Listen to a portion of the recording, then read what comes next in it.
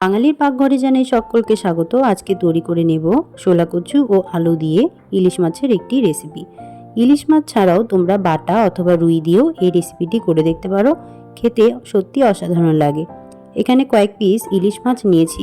হলুদ ও লবণ দিয়ে ভালো করে মেখে কড়াইতে তেল দিয়ে তেল গরম হয়ে আসলে তারপরে মাছগুলো একে একে দিয়ে দিয়েছি।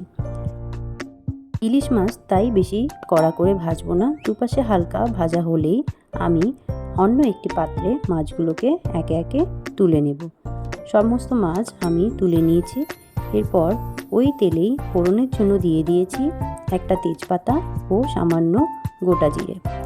এবার বাটা মশলাতে নিয়েছি আদা, জিরে ও কাঁচা লঙ্কা বাটা। ভালো করে মশলা কষিয়ে নিয়ে এবার পরিমাণ মতো হলুদ ও লবণ দিয়ে মশলাটাকে আবারও কষিয়ে নেব। কষানো হয়ে গেলে মশলা থেকে তেল ছেড়ে আসলে এবার কেটে রাখা সবজিগুলো দিয়ে দিচ্ছি। চাইলে এখানে আলুগুলো আগে থেকেই ভেজে নেওয়া যায়। আমি এখানে আলু ও কচু একসাথেই মশলার সঙ্গে কষিয়ে নেব। এভাবেও আলু একেবারে সুসিদ্ধ ও কচুও একেবারেই সুসিদ্ধ হয়ে আসে।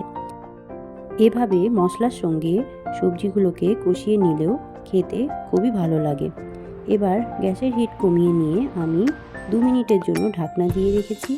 ঢাকনা তুলে দেখবে প্রায় সবজি এখানে সেদ্ধ হয়ে এসেছে। আবারও কিছুক্ষণ কষিয়ে নেব। কষিয়ে নেওয়ার পর এখানে জল ব্যবহার করব। তোমরা তোমাদের প্রয়োজন অনুসারে জল ব্যবহার করবে। এই রেসিপিটি একটু ঝোলঝোল খেতেই ভালো লাগে, সেই হিসেবে এখানে আমি জল ব্যবহার করেছি। ঝোল ভালো করে ফুটে এলে ভেজে রাখা মাছগুলোকে একে একে দিয়ে দেব।